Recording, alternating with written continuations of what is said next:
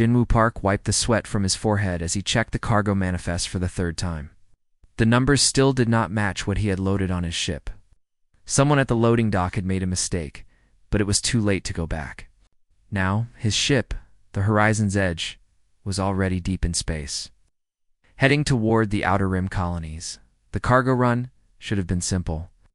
Pick up medical supplies from Earth Station 7, deliver them to New Sol Colony, collect payment, and head home.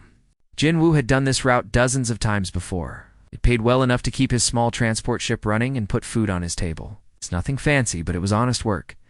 He sat back in his pilot chair and looked out at the stars. The asteroid field ahead looked like a scattered pile of rocks floating in the darkness.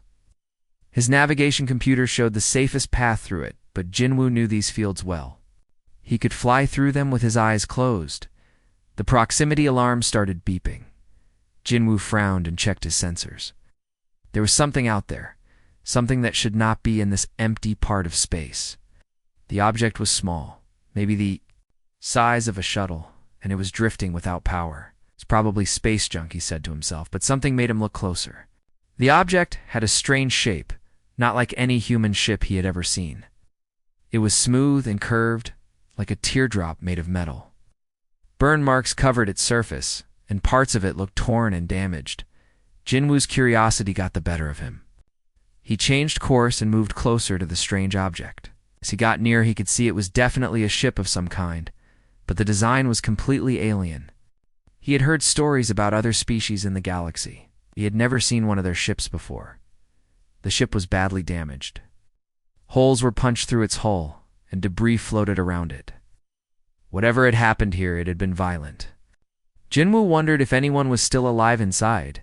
He tried to scan the wreck with his sensors. But the alien technology did not show up clearly on his equipment. The readings were confusing and strange. He could detect some kind of life support system, but it was failing fast. This is stupid, Jinwoo told himself. Should just report this to the authorities and keep going. But something stopped him. If someone was alive in that wreck, they would be dead soon. The authorities were days away, too far to help. Jinwoo had always been the type of person who could not walk away from someone in trouble. His mother used to say it would get him in trouble someday. So maybe today was that day.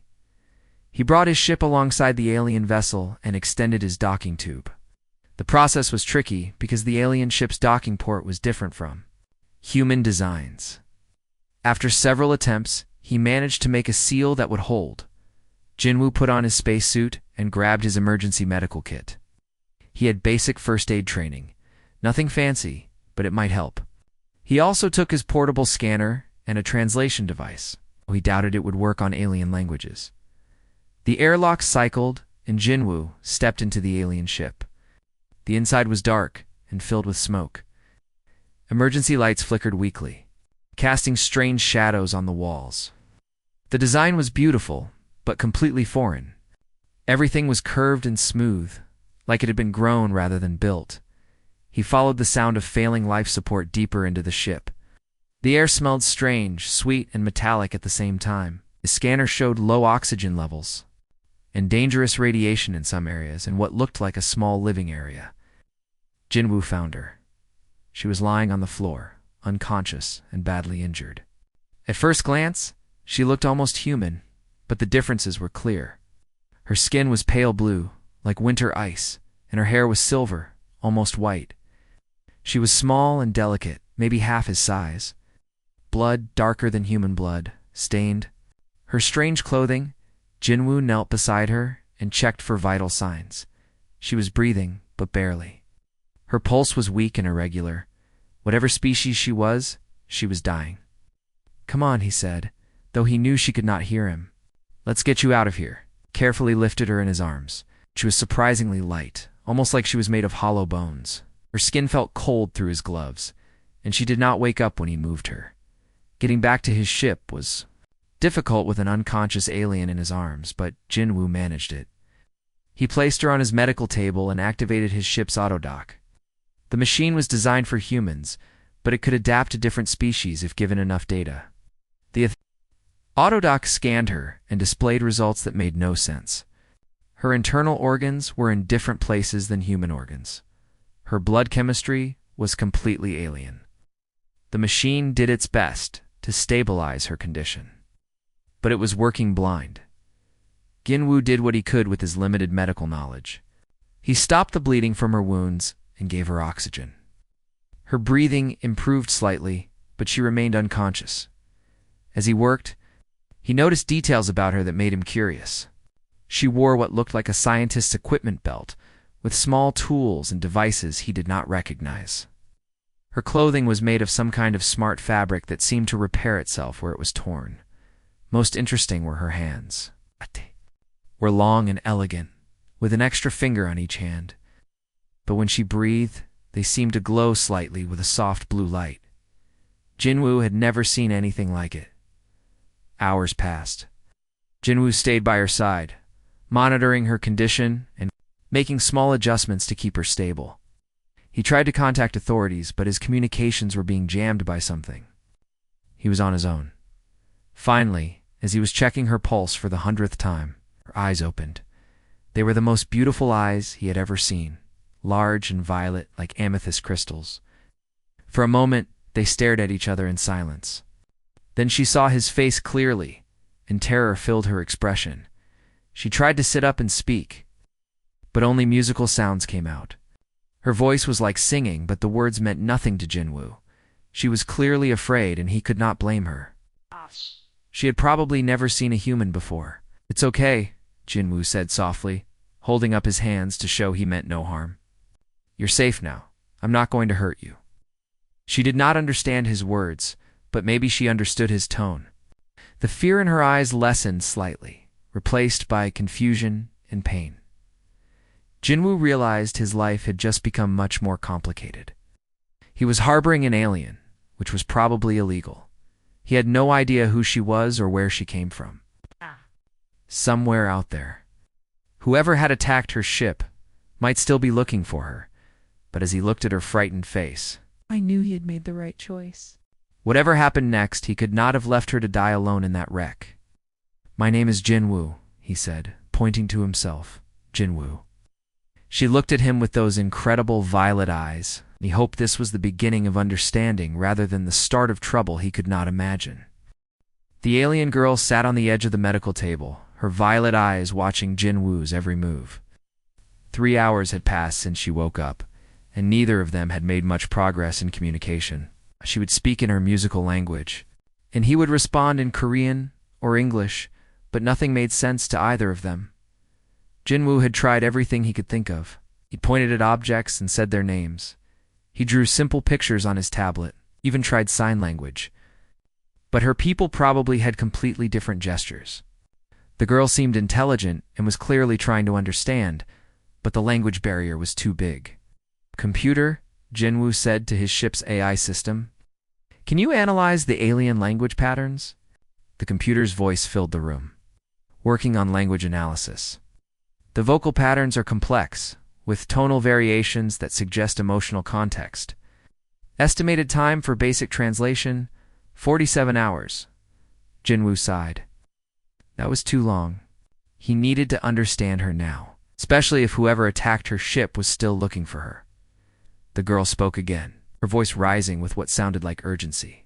She pointed to herself and said something that sounded like Lyra. Then she pointed to him and raised her eyebrows, clearly asking for his name. "Jinwoo," he said, pointing to himself. "Jinwoo." She tried to repeat it, but her mouth could not make the sounds properly. It came out as something like Jinyu. Close enough, Jinwoo thought. "Lyra," he said, pointing to her. She nodded and smiled for the first time since waking up. Her smile was beautiful, but it showed teeth that were slightly different from human. Teeth more pointed and arranged in a different pattern. Progress was slow, but they were making some. Lyra pointed to her wounds and said something that sounded grateful. She touched her chest where Jinwoo had stopped the bleeding and nodded to him. He understood she was thanking him for saving her life. The ship's computer interrupted them. Translation. Progress update. I have identified several keywords and phrases. The subject's name appears to be Lyra Veltar. She has mentioned slavers, researchers, and something about crystals multiple times. Jinwoo's blood went cold. Slavers. He had heard stories about alien pirates who captured people and sold. them to the highest bidder. If they were after Lyra, she was in serious danger. Computer, can you translate anything else? She appears to be asking about her research data. She seems very concerned about some kind of scientific information. Jinwoo looked at Lyra and saw the worry in her eyes. She was not just scared for her own safety. She was worried about something else, something important. Over the next few hours, the computer's translation abilities improved. Simple words and phrases started making sense. Lyra's people were called Asterians, and they came from a planet called Asteria Prime. She was a scientist, studying something called healing crystals. My people, Lyra said slowly, using the computer's translation system. They are sick, dying. I find cure. Jinwoo felt his heart sink. She was not just any refugee. She was carrying research that could save her entire species. The slavers, he said carefully. They want you because of your research. Lyra nodded sadly. Asterians have healing power, worth much money to bad people. But research more important. Without it, my people die. She held up a small device that looked like a crystal computer. All data here, years of work, must reach my people. Jinwoo understood now why she had been so desperate. She was not just running for her life. She was trying to save her entire species. Tell me about the slavers, he said. Lyra's expression grew dark. Called her pirates. Led by Vex Morhawk.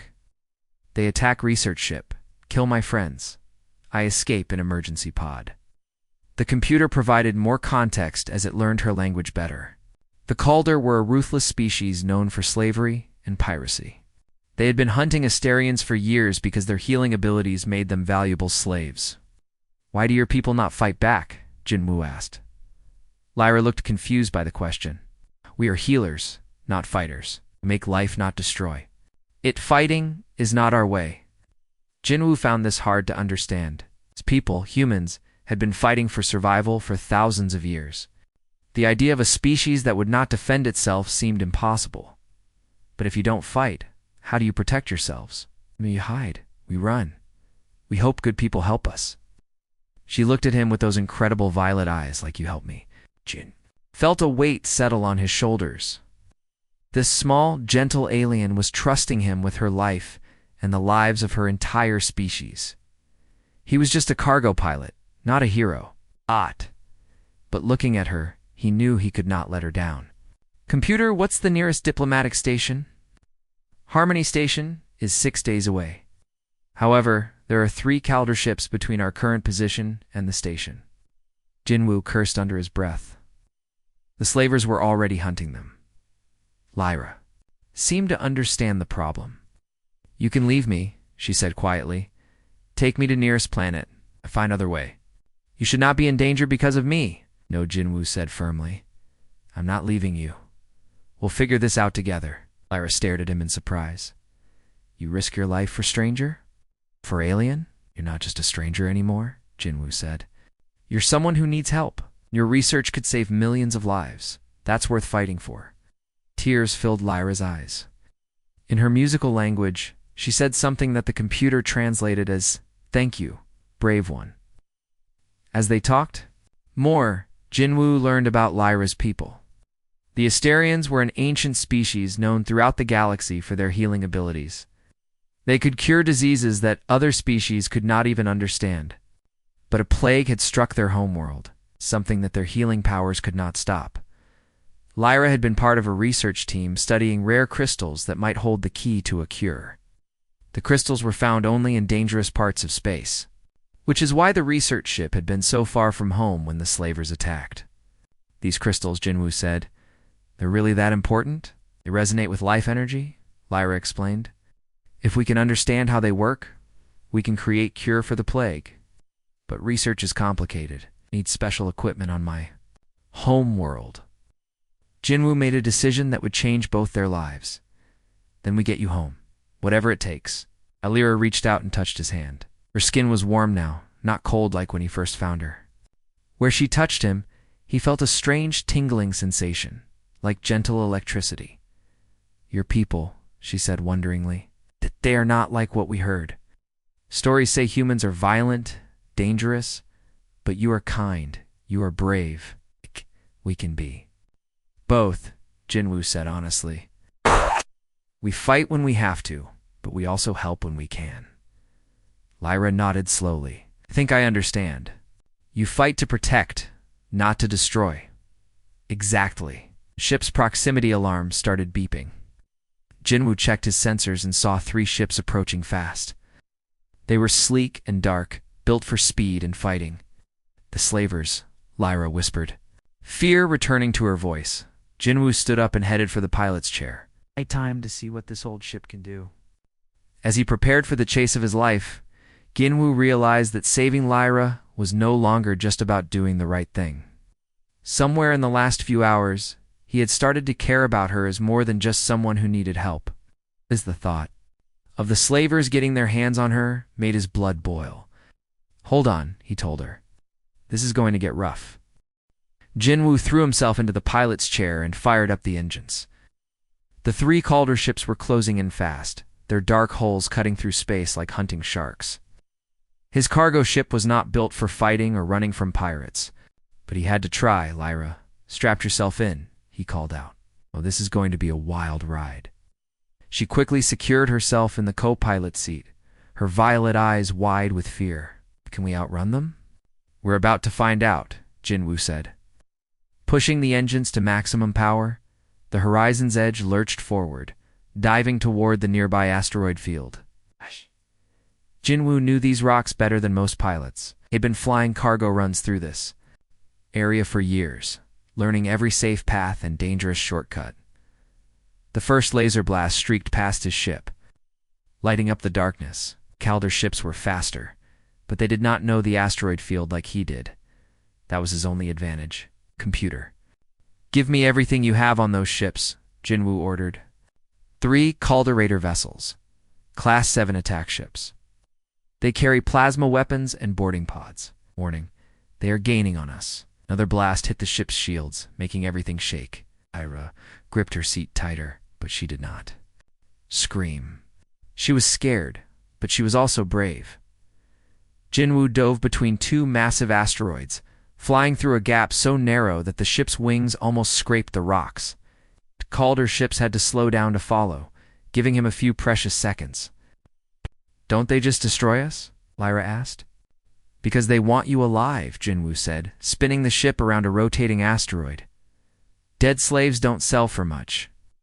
The chase continued deeper into the asteroid field.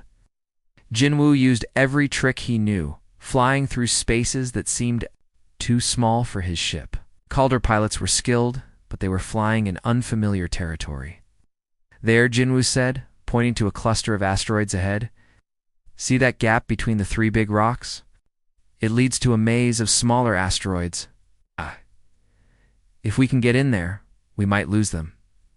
It looks too dangerous, Lyra said. Sometimes dangerous is the only way to stay alive. Jinwoo aimed for the gap and accelerated. The space between the asteroids was barely wide enough for his ship. One wrong move, and they would crash into solid rock. Behind them, Calder's ships tried to follow, but the first one clipped an asteroid and spun out of control.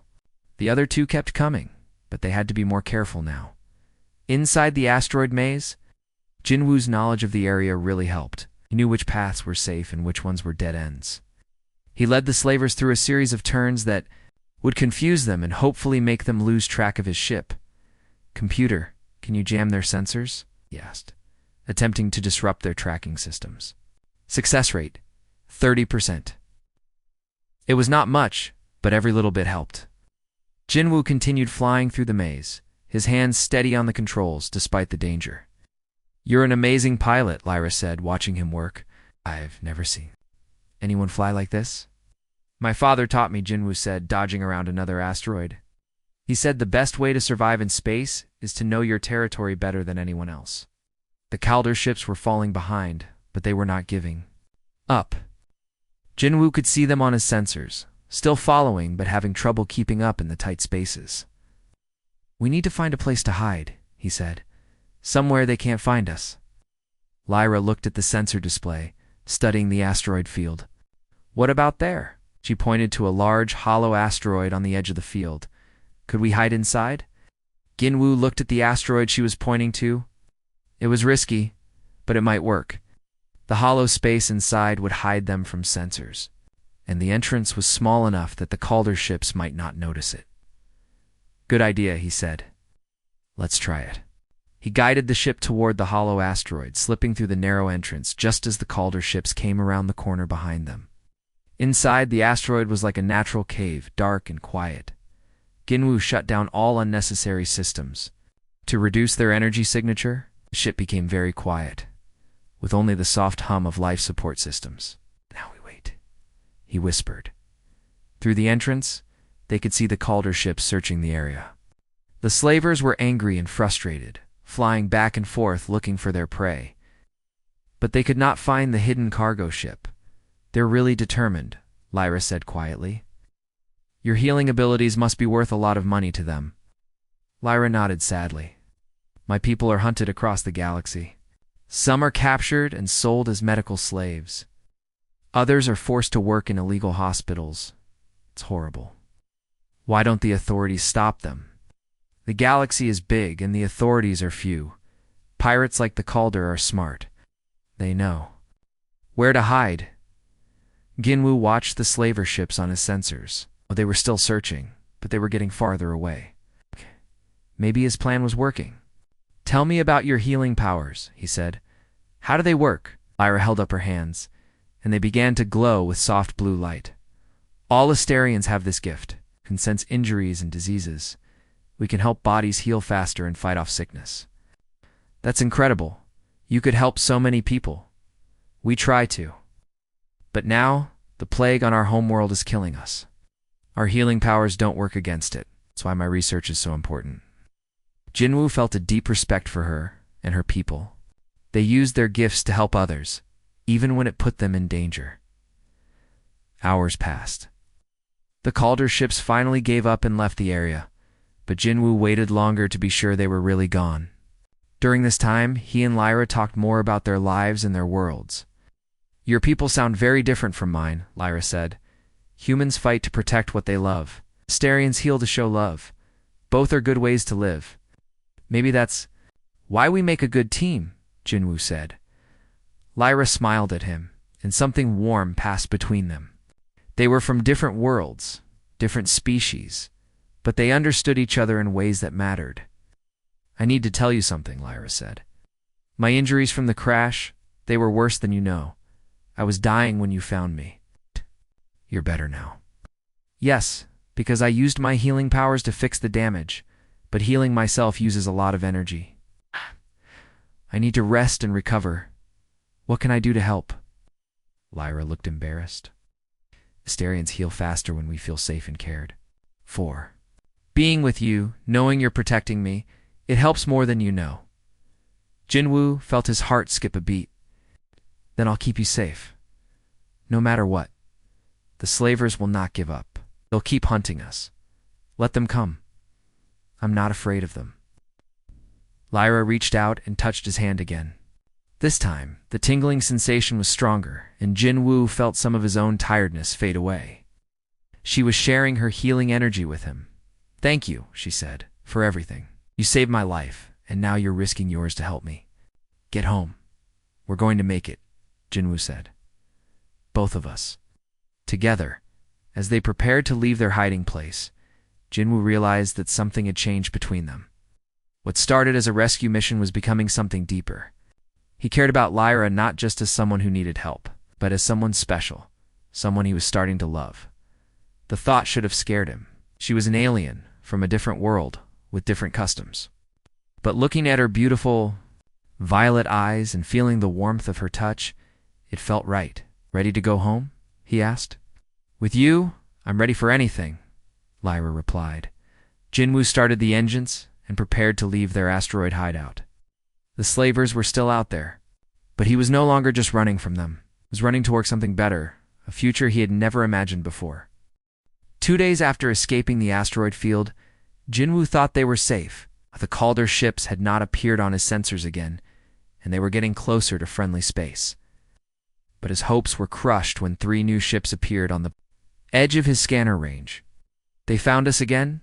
Lyra said, her voice tight with worry. Jinwoo checked the ship readings. These were not the same 3 ships from before. The slavers had called for backup, and now 6 ships were hunting them. His cargo vessel could not outrun that many enemies. "We need help," he said, checking the star charts. Mining colony ahead. Rockport Station. If we can reach it, maybe they'll help us. Will they fight the slavers for strangers? I don't know, but it's our best chance. Jinwoo pushed the engines harder, racing toward the mining colony. Behind them, the Calder ships were gaining ground. They had learned from the asteroid field chase and were not taking any chances this time. Rockport Station appeared on their screens. A small cluster of buildings built into a large asteroid. Mining ships moved back and forth, carrying loads of rare metals and crystals. It was not a big place, but it was home to almost 1,000 people. Rockport Station. This is cargo ship Horizon's Edge requesting emergency assistance. Jinwoo called on the radio. This is Rockport Control. Your emergency? We're being chased by Calder slavers. 6 ships. They're trying to capture my passenger. There was a long pause. Then a different voice came on the radio, older and more serious. This is Commander Doyen Lee, Station Security. How do we know you're not pirates yourself? Because I'm asking. For help instead of shooting at you, Jinwoo replied. Look, I know this sounds crazy, but my passenger is carrying research that could save millions of lives. The slavers want to sell her and destroy her work. What kind of research? Lyra leaned toward the radio. I am Lyra Velter of the Asterian Science Council. I carry medical research to cure the plague killing my people. Please, you must help us. Another pause. Commander Lee had probably never heard an Asterian speak before. Come to Docking Bay. 7. We'll talk there. The Calder ships arrived just as Jinwoo was docking. They formed a line outside the station's defensive perimeter, making it clear they were not leaving without their prize. Rockport Station, came a harsh voice over the radio. We are Captain Vex Morhawk of the Calder fleet. You are harboring stolen property.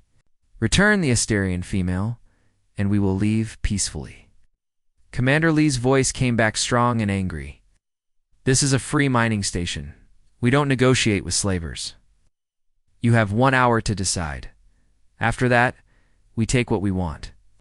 Jinwoo and Lyra were escorted to the station commander's office. Doyen Lee was a middle-aged man with gray hair and tired eyes. He looked like someone who had seen too much trouble in his life. So, he said, studying Lyra with curiosity, you're really an Asterian. I've heard stories about your people, but I've never seen one. We prefer to stay hidden, Lyra said. Too many people want to use us.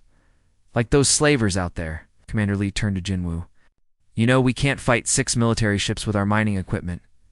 I know, Jinwoo said, but I have an idea. He pulled up a map of the asteroid field around the station. Your mining ships use plasma cutters to break up asteroids, right? Those cutters are basically weapons. Mining equipment, not weapons. There's a difference. It's not if you know how to use them right. Jinwoo pointed to several large asteroids near the station. If we can rig those cutters to overload, we can turn the asteroids into mines. When the slavers come close, we detonate them. Commander Lee stared at the map, then at Jinwoo. That's either brilliant or completely insane. Sometimes those are the same thing. If it works, we'd only get 1 or 2 ships. The others would still attack the station. Jinwoo smiled grimly. Then we make sure they don't want to attack. We show them that humans don't give up, even when the odds are against us. Word spread quickly through the station. The miners were not soldiers, but they were tough people who did not like being threatened. When they heard about the plan, many volunteered to help. Why are you doing this? Lyra asked Commander Lee. You don't know me? This isn't your fight. Maybe not, the commander said, but I've seen what slavers do to people. If we can stop them here, we save others down the line. Next few hours were busy. Mining crews worked to modify their equipment while engineers rigged the asteroid mines. Jinwoo helped coordinate the plan using his knowledge of space tactics. You fight like a military commander, Lyra observed, watching him work. My grandfather was in the Space Navy. He taught me that sometimes you have to stand up to bullies, even if they're bigger than you. Your people are warriors, but you fight for good reasons. We fight to protect what matters. The hour deadline came and went. The Calder ships moved closer to the station, preparing to attack.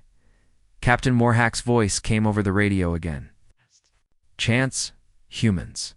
Give us the Asterion, or we destroy your station. Commander Lee responded calmly. Come and try. The battle began with the slavers firing on the station's shields. The mining colony was not built for war, but it was built to survive. In space, the shields held, but they would not last forever. Now, Jinwoo said into his radio. The first asteroid mine exploded, catching one of the Calder ships in the blast. The ship's hull cracked, and it began spinning out of control. The other slavers were surprised and confused, not expecting the miners to fight back. What was that? Captain Morhack's voice sounded angry. Human ingenuity, Commander Lee replied. The second mine exploded, damaging another ship. But now the slavers knew what was happening. They changed their approach, staying away from the rigged asteroids. Time for Phase 2, Jinwoo said. The mining. Ships, equipped with their modified plasma cutters, flew out from the station. They were not fast or heavily armed, but they were piloted by people who knew how to work in dangerous conditions. The battle was fierce. The mining ships used the asteroids for cover, darting in and out to attack the slavers. 2 more Calder ships were damaged, but the miners were taking losses too. Can't keep this up, Commander Lee said. They're going to break through. That's when Lyra did something unexpected. She took control of the station's communication system and broadcast a message to the Calder ships. This is Lyra Velter, she said, her musical voice carrying across space. You want me? Come and get me. But know this, these humans are willing to die to protect a stranger. They fight not for money or power, but because it's right. Can you say the same? Her words seemed to affect the Calder crews. Their attacks became less coordinated, as if some of them were having second thoughts. Captain Morhack's voice came back, full of rage. Enough talk. All ships focus fire on the station. Destroy it all. But as the remaining slavers moved in for the final attack, something unexpected happened. One of the Calder ships turned and fired on another slaver vessel. This is Lieutenant Kale of the Calder ship Void Hunter, came a new voice. I will not be part of this slaughter. The Asterion speaks truth. These humans show more honor than we do. Mutiny created chaos in the slaver fleet. Ships that should have been working together were now fighting each other. The miners took advantage of the confusion, pressing their attack. In the end, only Captain Morhack's ship remained functional. Outnumbered and outgunned, he made a final desperate attack on the station. But the combined fire of the mining ships and the rebel Calder vessel destroyed him.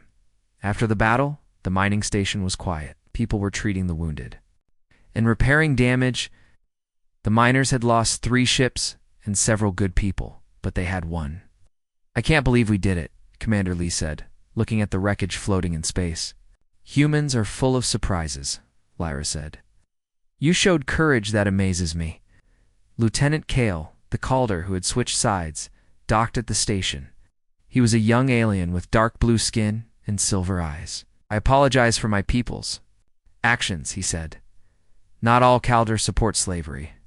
Some of us believe in honor. What will you do now? Jinwoo asked. Help you reach Asteria Prime. It's the least I can do.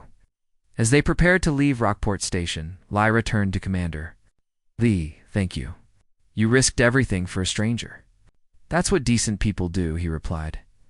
Jinwoo felt a deep pride in his species. When faced with evil, humans had chosen to fight, even against overwhelming odds. They had shown that sometimes the right thing to do was also the brave thing. To do ready to go home? He asked Lyra. With you and our new friends, I'm ready for anything, she replied. Taking his hand as they left the mining station, Jinwoo realized that the battle had changed everything. Why? He was no longer just a cargo. Pilot helping a refugee. He was part of something bigger, something that could change the galaxy. The journey to Asteria Prime took 5 days. Jinwoo's ship, accompanied by Lieutenant Kale's vessel, traveled through quiet space lanes where slavers rarely went. For the first time since rescuing Lyra, Jinwoo felt like they might actually make it safely to her homeworld.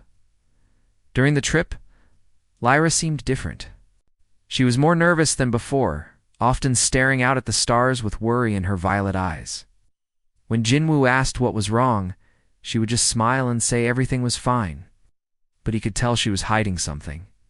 On the third day, they shared a meal in the ship's small dining area, Lyra finally spoke about what was bothering her.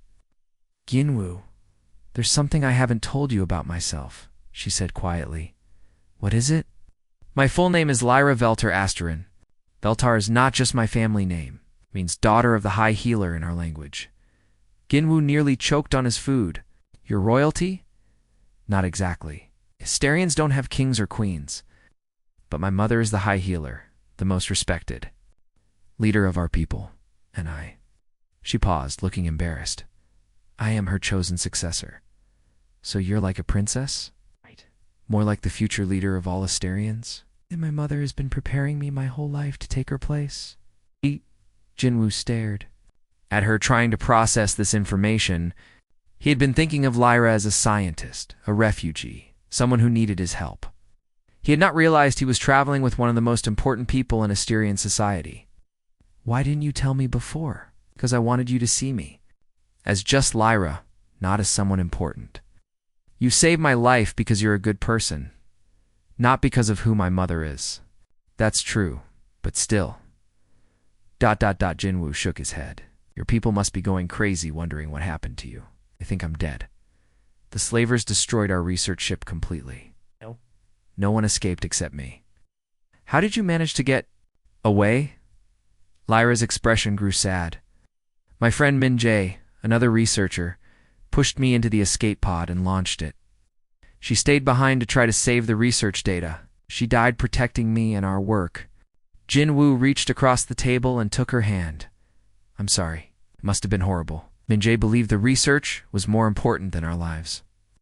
She said if even one of us survived to complete the work, it would be worth it." "Tell me more about this research. What exactly did you discover?" Lyra pulled out the crystal device she had been protecting. "These healing crystals grow in very dangerous areas of space, places where most people cannot go. They contain a form of energy that can boost healing abilities far beyond normal levels." "How do they work?" "Normally, Hysterian healing powers can only cure simple injuries and common diseases, but these crystals amplify our abilities. With them, we could cure anything, even the plague that's killing our people." Jinwoo looked at the small device that contained years of research. "How many people could you save?" "Millions. Not just Hysterians, but other species too. The crystals could help humans, Calder, everyone." "That's incredible. No wonder the slavers wanted to capture you. They don't care about healing people. Want to control the crystals and sell healing services to the highest bidder. They would turn a cure into a business." Jinwoo felt anger rising in his chest. The idea of turning medical care into a tool for making money disgusted him. "We won't let that happen. There's more," Lyra said. "The plague on our homeworld isn't natural. We think it was created by someone as a weapon against my people." "What? Who would do something like that?" "We don't know for sure, but we suspect. It's connected to the slave trade. If Hysterians are weak and dying, we're easier to capture." This revelation made everything more serious. They were not just dealing with pirates and slavers. Someone was trying to commit genocide against an entire species. "We need to get you home fast," Jinwoo said. "How long does your people have?" 6 months. If we're lucky, the plague spreads slowly, but it always kills in the end. My mother's healing powers have kept the worst cases alive, but she's getting weaker from the effort." The weight of responsibility settled on Jinwoo's shoulders. They were carrying the only hope for an entire civilization. If they failed, the Hysterians would become extinct. That evening, as they approached the outer edges of Hysterian space, Lieutenant Kale joined them for dinner. The former slaver had become a valuable ally, sharing information about Calder tactics and helping them avoid patrols. "I have been thinking about what you told me," Kale said to Lyra, "about the crystals and their healing power. My people have legends about such things." "What kind of legends?" "Old stories say that long ago the Calder were healers too, like your people. But we lost our gifts when we chose the path of war and conquest. That's sad, Lyra said. Healing abilities are gifts meant to help others. Perhaps these crystals could restore what my people lost. Maybe we could learn to heal. Instead of harm, Jinwoo liked the idea. You could be the start of something new for the Calder. Show them there's a better way to live. It would not be easy. My people have been warriors for thousands of years. Change never is easy, Lyra said, but it's always possible.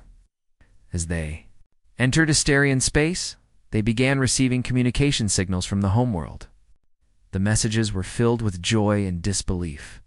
The daughter of the High Healer was alive and coming home. My mother wants to speak with you, Lyra told Jinwoo after receiving a private message. With me? Why? Because you saved her daughter's life. In Asterian culture, that creates a debt that can never be fully repaid. I don't want payment. I just wanted to help. I know that's why she wants to meet you. The next day, Asteria Prime appeared on their screens. It was a beautiful world covered in blue oceans and silver forests. Cities of white stone dotted the landscape, connected by bridges that seemed to float in the air. It's amazing, Jinwoo said, staring at the planet. Wait until you see the healing gardens, Lyra replied. That's where we'll take the crystal research. If anywhere can save my people, it's there. As they descended toward the planet's surface, Jinwoo realized that his life was about to change forever. He had started as a simple cargo pilot, but now he was about to meet the leader of an alien civilization. More importantly, he was about to help save an entire species. Are you nervous? Lyra asked. Terrified, Jinwoo admitted, but also excited. We're about to make history. We already have, she said, squeezing his hand. A human and an Asterian, working together to save lives. This is how the galaxy should be. As their ship touched down on Asteria Prime, Jinwoo saw crowds of Asterians waiting to welcome them home. They were all small and graceful like Lyra, with skin in various shades of blue and silver hair that seemed to glow in the sunlight. At the front of the crowd stood a woman who could only be Lyra's mother. She was tall for an Asterian, with deep blue skin and pure white hair. Arms said her presence radiated wisdom and power, but her eyes showed the weariness of someone fighting a losing battle against death. Are you ready to meet the High Healer? Lyra asked. You beside me? I'm ready for anything, Jinwoo replied. Together, they stepped off the ship and into a new chapter of their lives. High Healer Naren Veltar was nothing like what Jinwoo had expected. Despite her position as leader of the Asterians, she was warm and kind, with eyes that sparkled with intelligence and compassion. When she saw her daughter step off the ship, tears of joy flowed down her blue cheeks. Lyra, my heart, she said in accented but clear Korean, surprising Jinwoo. We thought you were lost forever. Mother and daughter embraced, and Jinwoo could see the blue glow of healing energy pass between them. The High Healer was using her powers to check on Lyra's health and well-being. Mother, Lyra said, thanks to him. She gestured too. Jinwoo, who suddenly felt very nervous under the High Healer's attention. So you are the human who saved my daughter, Naren said, studying him carefully. Jinwoo Park, the cargo pilot who risked everything for a stranger. Would do, Jinwoo said. No, the High Healer said firmly. Most people would have left her to die rather than face such danger. You chose differently, why? Jinwoo thought about the question.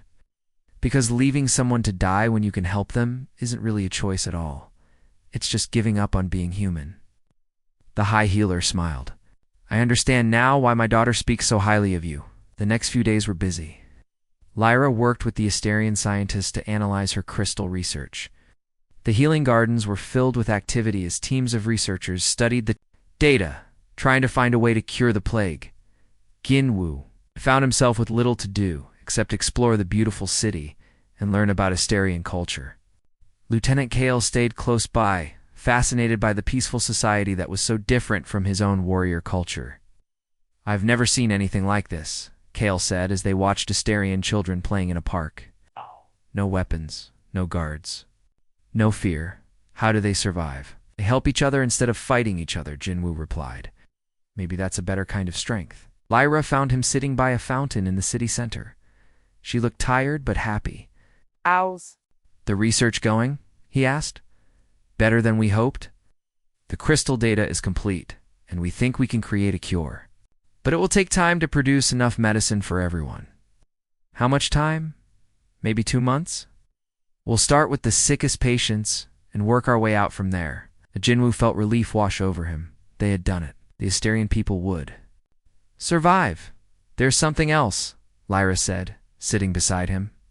My mother wants to honor you for saving my life and bringing the cure to our world. That's not necessary. I was just happy to help, she insists. In our culture, when someone saves a life, they become part of the family. My mother wants to offer you anything you desire as a reward. What? Jinwoo thought about this. He could ask for money, a new ship, anything material he wanted. But looking at Lyra's beautiful face, he realized there was only one thing he truly desired. There is something I want, he said quietly. What is it? Permission to court you.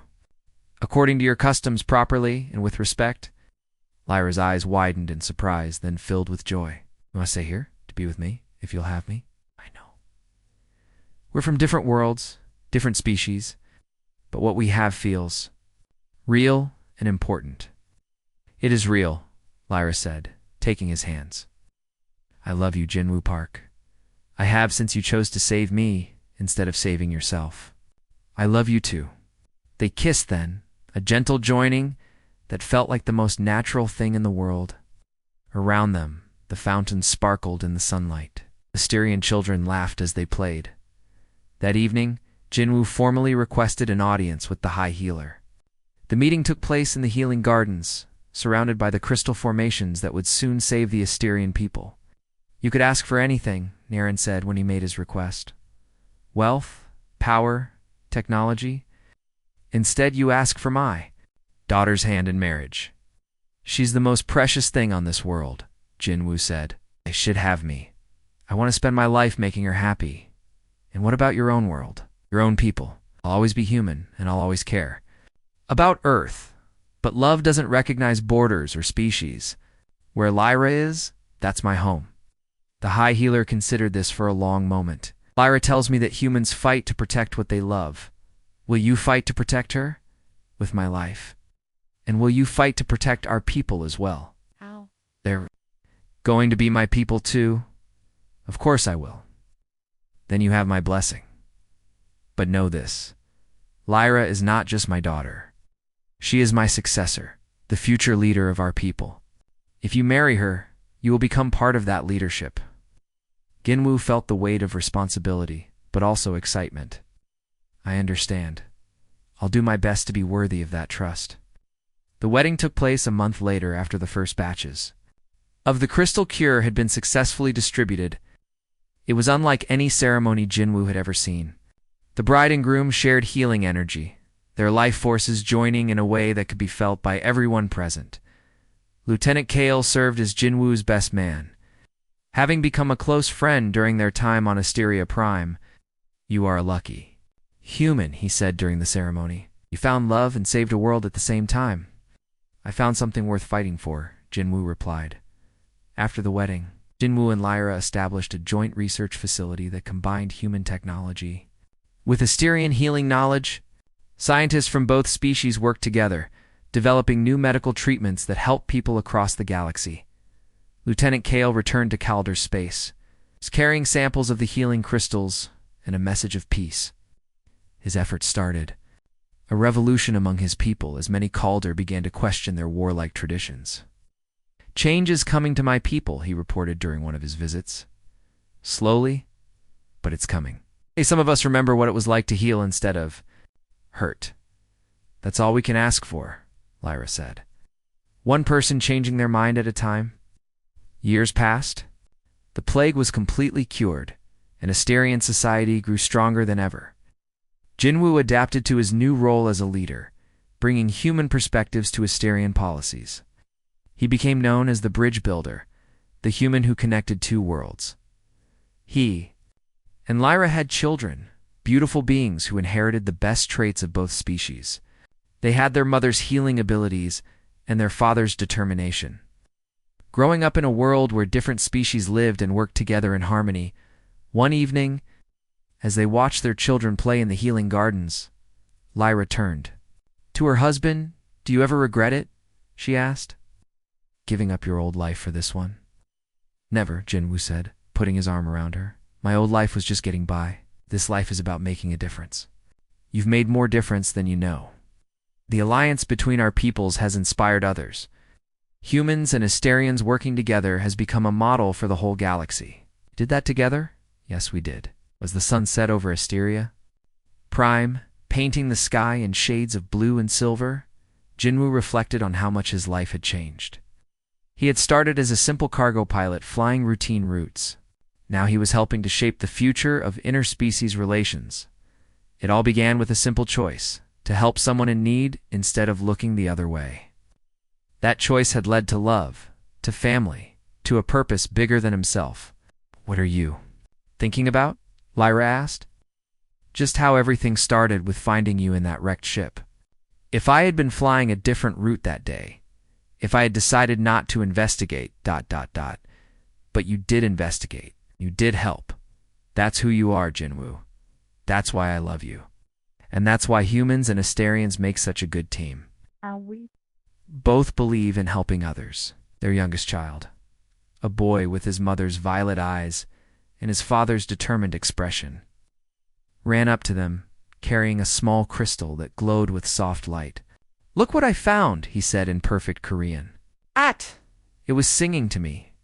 Jinwoo and Lyra exchanged glances. Their son was already showing signs of enhanced healing abilities, something new that came from the combination of human and Asterian genetics. "That's wonderful, Minho," Lyra said, examining the crystal. "You're going to do great things someday, like you and Papa did. Maybe even greater things," Jinwoo said, ruffling his son's hair. "The galaxy is full of possibilities." As they walked home, together as a family, Jinwoo knew that their story was just the beginning. Their children would grow up in a galaxy where cooperation was possible, where different species could work together for the common good. It had all started with a human rescuing an alien girl, but it had become something much bigger. Proof that love and understanding could bridge any gap, even between the stars. The future was bright, filled with hope and endless possibilities. And it all began with a choice to help a stranger in need,